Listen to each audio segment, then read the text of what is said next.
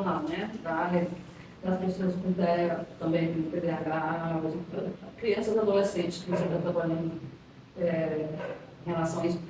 Existe meios, formas que você saiba e como você vê e enxerga isso em relação à inclusão das pessoas com transtorno do espectro autista e outros, em relação à inclusão escola,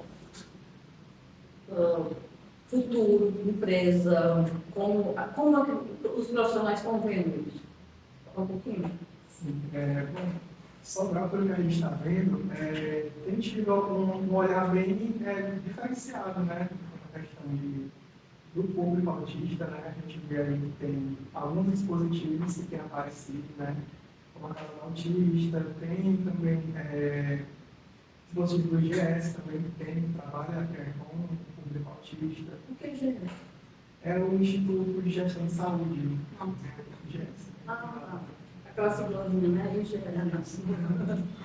E aí, quando a gente fala, né, da criação, né, de dispositivos que trabalham esse público aí, como eu já tinha dito, né, a gente tem que trabalhar também os profissionais que vão estar lá inseridos, né, para receber, para fazer esse acolhimento, né, do público autista. E aí seria importante, né, que tanto a gestão municipal, né, quanto a dispositivos particulares, né, a gestão daquele dispositivo fizesse capacitações, né, para que a gente pudesse ter esse manejo, né, ter esse cuidado. Geralmente, quando a gente trabalha com o público autista, é uma equipe multidisciplinar, né, profissional, que geralmente envolve um psicólogo, um fonoaudiólogo, né, terapeuta ocupacional. E aí, à medida que a gente vai identificando, né, algumas dificuldades no desenvolvimento da pessoa com autismo, né, a gente vai trabalhando aquele aspecto. A gente geralmente, quando chega uma mãe, ela quer saber em qual grau e qual nível a criança está. E aí a gente sempre fala que o interessante é fazer uma avaliação para identificar as dificuldades e dar esse grau não é de identificar e achar, mas não, ele é grau 3 ou é um nível moderado e elevado. Mas dizer que ele está no grau e que esse grau ele é variável. A gente identifica que o grau está moderado, mas que com o trabalho e o estímulo adequado, ele vai poder fazer as atividades da vida diária, ele vai poder ser uma pessoa mais autônoma, né? Porque geralmente a pessoa acha que grau 3 é o grau mais severo e aí vai ficar naquele grau e vai ser uma pessoa que não tem autonomia na vida, não tem como banho, não sabe se vestir, vai precisar sempre do auxílio de alguém.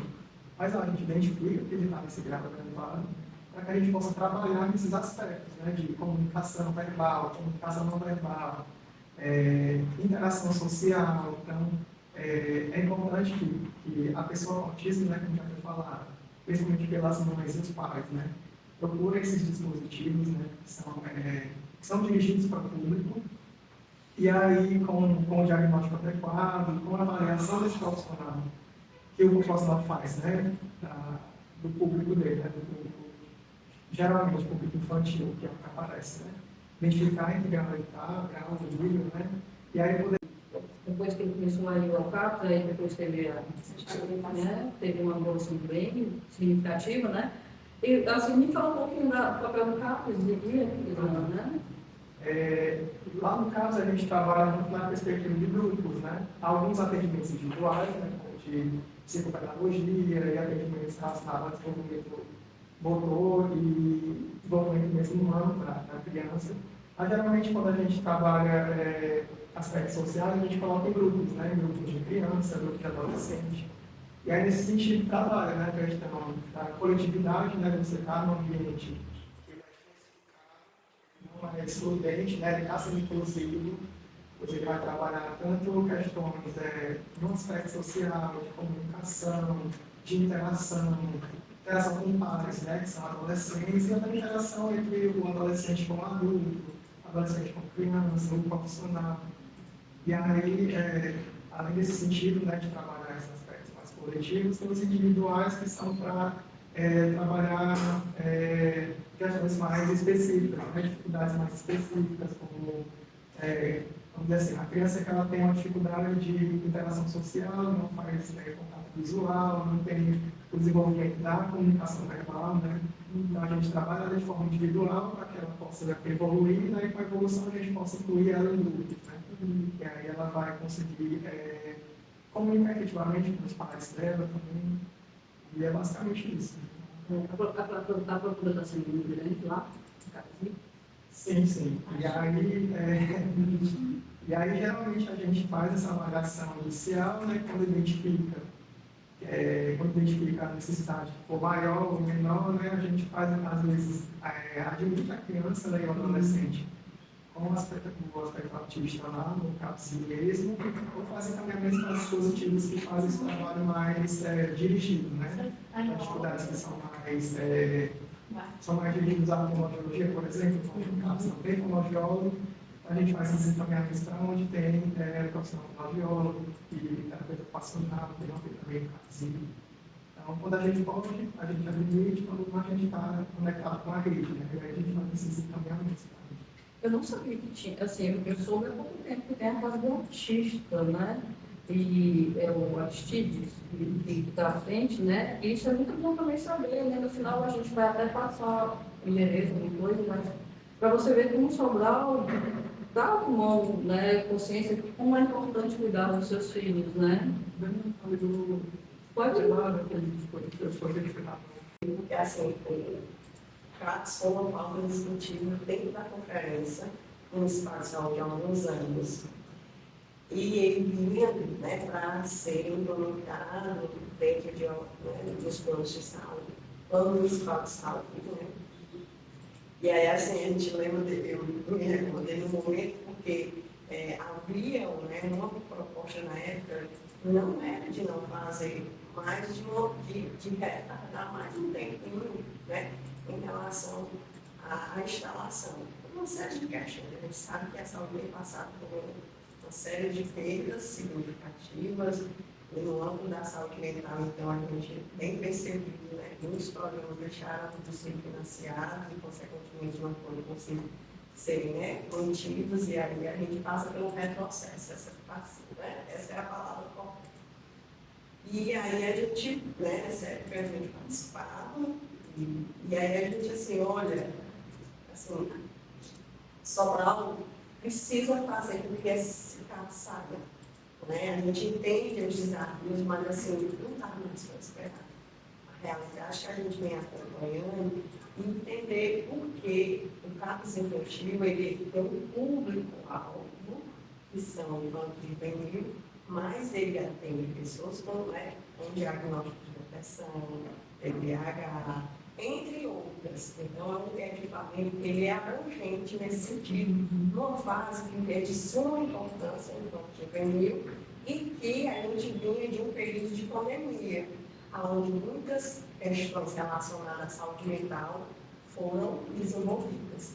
A gente passou por um processo desafiador, que foi conviver diariamente com a perspectiva de não sobreviver diante do desconhecido, que não tinha nem à época, né, medicamentos ou terapias pudessem ser comprovadas cientificamente com resultados. Né? E isso a gente ficou todo mundo trancado, com medo de todo mundo, no fato, e desencadeou uma série, né, que a gente viu que quando passou, que voltaram aos serviços, então muita gente desenvolveu com ansiedade, enfim. E aí a rede mental foi se percebido, né, a importância dela nesse processo, e aí se viu que era importante, estava valorizado.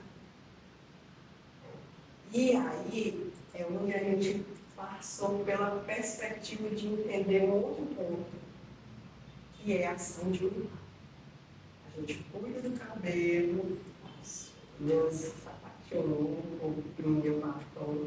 Está errado isso? Não. Autoestima, você sente bem. Mas a sua saúde mental é algo que precisa ser cuidado. Né? Então, a saúde é a partir da prevenção. Né?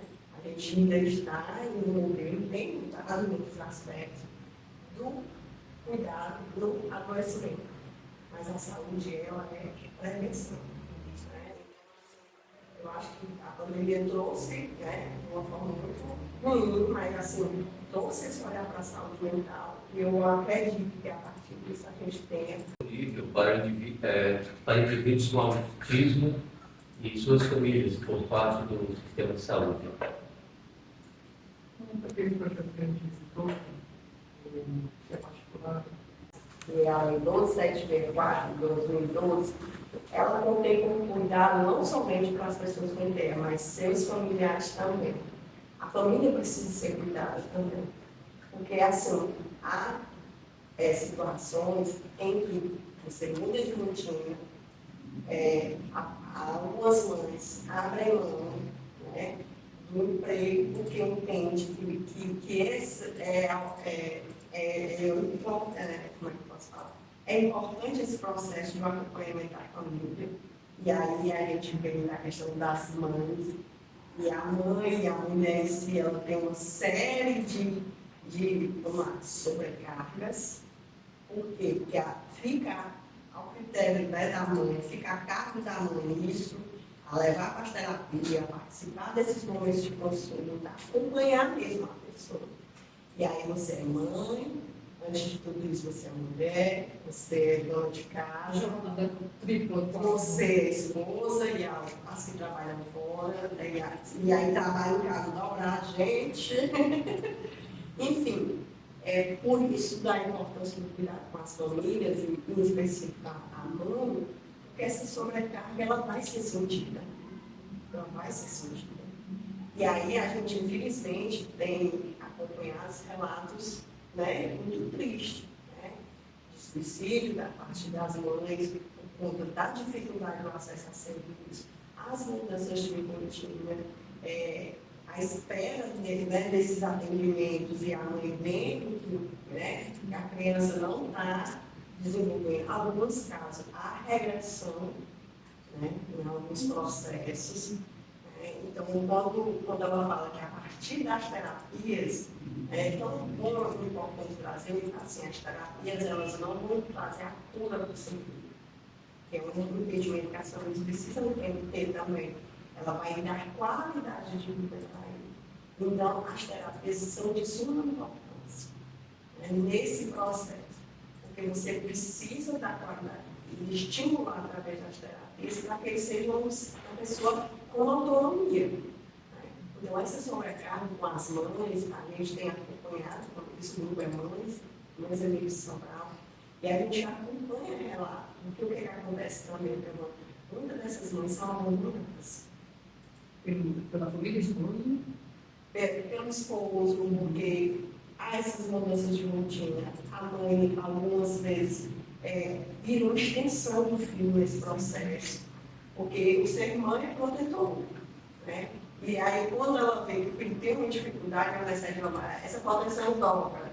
E nesse contexto, a mãe, né, deixa de ser e se torna ser filho, é uma filho de extensão. E isso é preciso ser trabalhado com as famílias, né, que a mãe precisa cuidar dela para poder também cuidar dos seus filhos.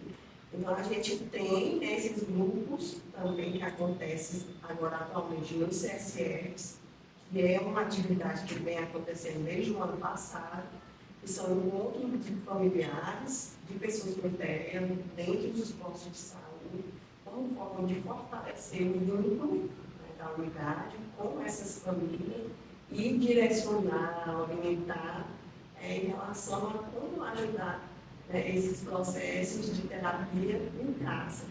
Porque a gente costuma dizer que o Vitor vai lá, ele faz aquele grupo, ou em grupo meia hora, 45 minutos, ou individual, 20, 30 minutos, mas é um tempo mínimo.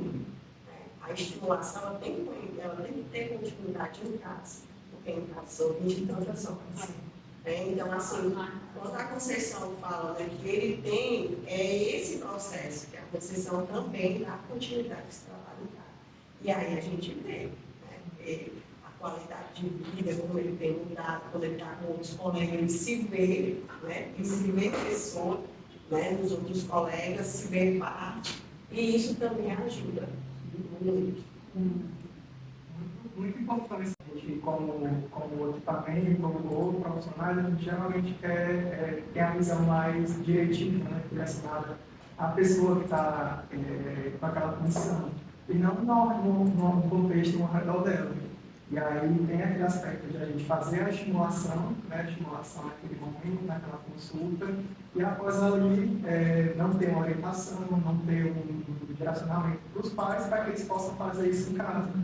E aí não ter a regressão, né, como você apontou, né, que vai haver naquela perspectiva dos níveis, né, que as pessoas acham que aquele nível não sai, aquele nível não tem como progredir ou regredir. Mas tem sim, com a estimulação correta, né, e com a estimulação adequado, né, não só com profissionais na perspectiva de terapia, mas também com os pais em casa, fazendo essa estimulação, né, da pessoa que não é o início da família, né? Que também é o início e o final, né? O autismo em minha comunidade. Ótima pergunta. Acontecem momentos em que os meninos a gente chama de crise. Né? São alguma coisa dentro do ambiente despertou nele um incômodo. E nisso ele demonstra de várias formas. Batendo o pé, botando a mão no ouvido, gritando, se jogando no chão. E muitas vezes as pessoas, ao se deparar com uma cena dessa, elas, em vez de, vamos lá, o que eu posso estar ajudando? Não, é um olhar discriminatório e muitas vezes de julgador. Né? Porque quando vê a criança fazendo isso, acha que é viva, acha que a mãe não deu educação, acha que a mãe não tem controle sobre essa criança. E muitas vezes a mãe, diante desses olhares, ela fica sem ação também. Porque é constrangedor. Né? Então, assim, primeiro entender o que é a pessoa velha, as suas características, e diante dessas situações, ajudar. Né? Não julgar, não criticar algo da qual você não conhece. Né? Porque o preconceito é isso. É uma ideia pré-concebida de algo que você não tem conhecimento. Né? Então, assim, e ajudar, não só nesses momentos, mas o apoio à família, aos pais. Né?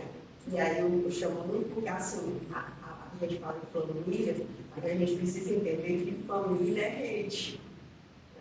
Né? Nem todo parente é família. Né? Então, assim, é importante a gente entender isso. Por que quando eu digo que é importante a gente entender isso? Porque a gente vai vivenciar situações de não aceitação e preconceito na nossa própria família.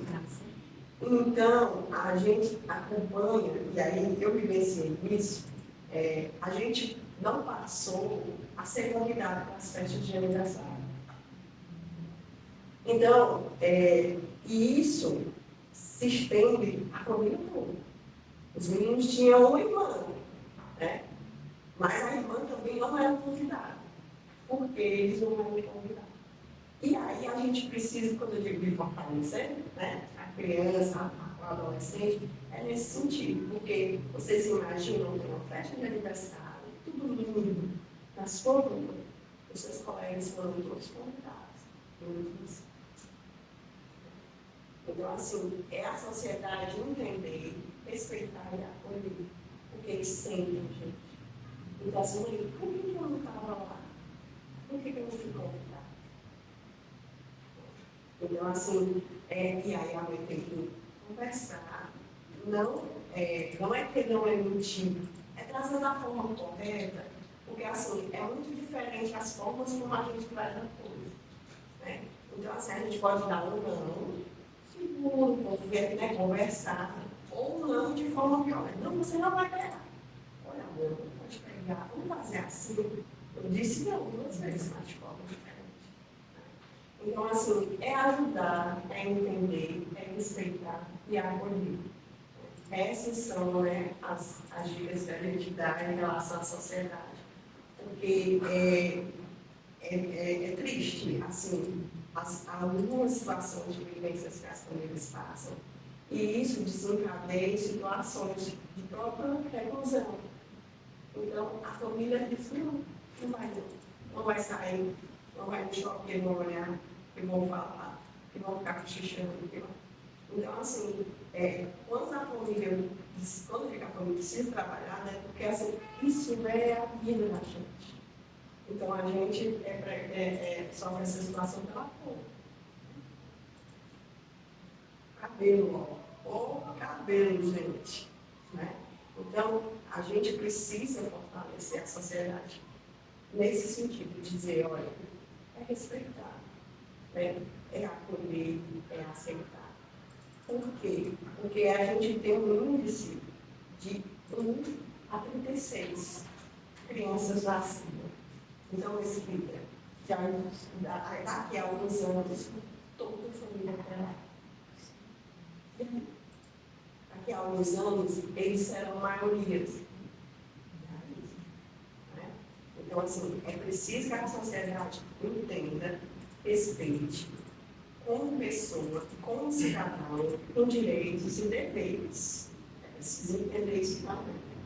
E que a partir disso, sendo parte da sociedade, eles possam ter sua vida plena. Então, assim, eu conheço dentistas autistas, conheço pessoas que são casadas, que tiveram filhos, né, autistas também, autista desenhista, né, no âmbito da música. Né? Então, assim, eles estão em todos os lugares. E estarão, porque lá é o lugar deles. Então, esse tipo de preconceito, você tem esperança de que no futuro a nossa sociedade mude? Tem, assim, a minha preocupação, sabe o que é? Com a aceitação das pessoas. Porque de boca é muito fácil falar, né? Assim. Mas é como a amiga do mesmo falou, as pessoas ficam com os olhares, os adolescentes, né? Que levaram criança para adolescente, às vezes vai passando por esse sentir vontade de namorar, passear só, né? Porque volta e meia ele muda muito de repente. E nem sempre eu vou estar também dentro dele, né? Eu estando na frente, eu posso dar uma coisa para ele sair só. E vai chegar esse tempo, né? Ele querer sair só, sem querer sair mais a pessoa que ele não pode vir. Então eu fico muito preocupada com o que virá amanhã. Entendeu? Sim, sim. Primeiro, eu gostaria de agradecer a todos que estão aqui pela presença, né? Eu sei que tiraram tempo aqui para estar aqui, mas eu acho tão importante a gente estar falando sobre isso também, né? E estar replicando, como o Daniel falou, a necessidade. Conceição Iluminada, Jones, Roberto, Jordana, Vitor, Mesquita. Eu estou aqui agradecendo para pedir que vocês façam as considerações finais. Gostaria também que o Daniel, nas considerações finais, falasse das mães, mais um pouquinho sobre as mães amigas. E vocês. Bom, dizer que eu fiquei muito feliz de poder estar com vocês e agradecer a apresentação de vocês. E eu aprendi muito também. Eu tive muitas informações que vou levar para mim, realmente. Então, é isso. Obrigado.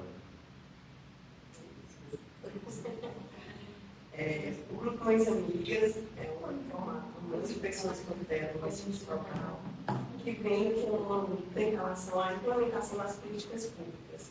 Entre elas, por iniciativa da Prefeitura, uma sanção na lei direcionada a esse público e seus familiares, a garantia de direitos.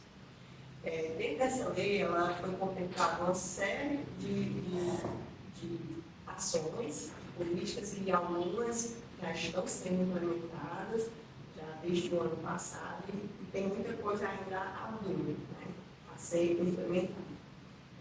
O grupo se encontra de forma online. Para participar, inicialmente, a gente, dentro do grupo, são mães, porque lá a gente tem trocas de experiências e relatos.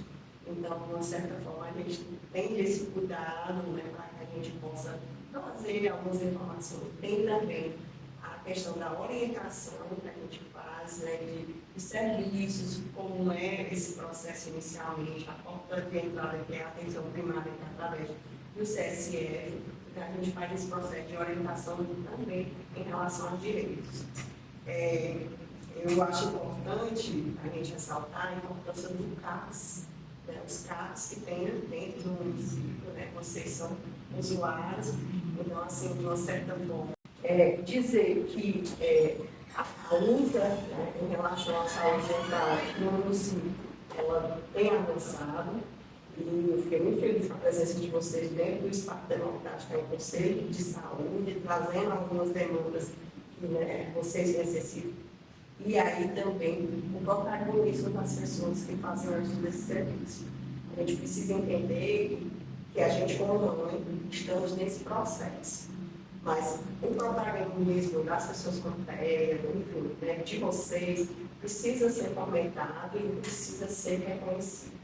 Então, assim, as pessoas que fazem uso, usuários do serviço, é que precisam estar lá, dizendo que pode melhorar, que está bom, né? E que as pessoas que estão lá são pessoas com capacidades, com habilidades, com talentos, e que podem desenvolver sua vida plenamente, com as devidas, né, ajudas, e que as terapias são de suma importância, né? Desmificar terapia está relacionada, que é um estigma também, né, a algumas questões, que não, que a gente precisa de terapia sim, que ela é um processo importante, muito cuidado, e que como usuários, como pessoas que estão lá dentro do serviço, tem a sua importância nesse desenvolvimento da saúde mental. É isso. Obrigada, Daniela. Muito bem, obrigada. John, você quer falar alguma coisa, John?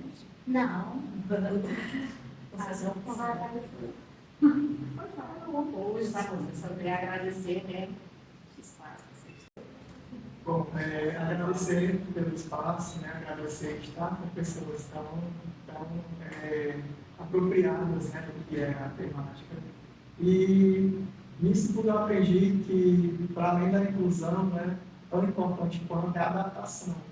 A gente fala muito de incluir, né, as pessoas com autismo e outros tipos de condições, né, de saúde, mas não pensa em adaptar para que aquela pessoa possa, né, se desenvolver plenamente, possa estar sendo incluída de forma mais efetiva. Né? A gente fala muito de incluir ela em escola, incluir ela em outros espaços, mas não garante que naquele espaço ela vá ter desenvolvimento pleno, né, da cidadania dela, do protagonismo dela. Então é interessante que a gente pense, para além da inclusão, a adaptação, né, para a gente receber, para a gente poder acolher e trabalhar de forma a desenvolver todos juntos, né, todos que estão inseridos nesse espaço. Vitor é um excelente profissional. Eu conheço o Vitor antes do Capuzinho, viu? A gente conheceu antes, né? Então, gente, muito obrigada. A gente podemos bater uma